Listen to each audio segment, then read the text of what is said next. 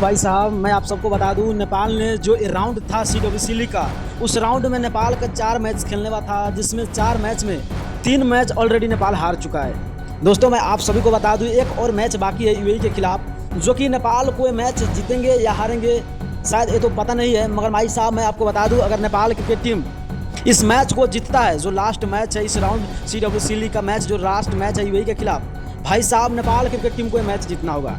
क्योंकि दोस्तों, मैं आप सबको बता दूं, नेपाल क्रिकेट टीम ने लगातार 3 में 3 मैच हारा है। यानी कि यूएसए से 2 मैच, यूएई से 1 मैच और 1 मैच और बाकी है।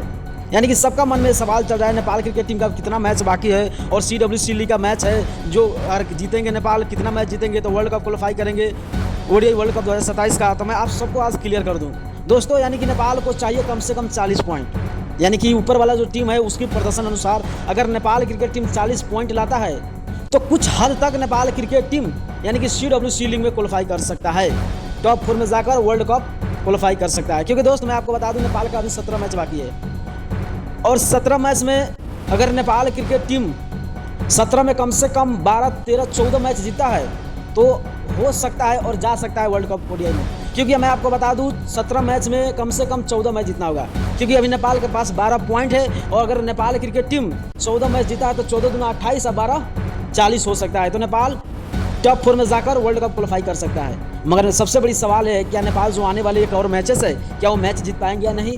आप लोग अपना राय जरूर कमेंट करें। क्योंकि देखो, नेपाल क्रिकेट टीम में किस खिलाड़ी को चेंज करना चाहिए, किस खिलाड़ी को मौका देना चाहिए, ये भी आप कमेंट कर दीजिए और वीडियो को शेयर कर दीजिए, चैनल जरूर सब्सक्राइब कीजिए।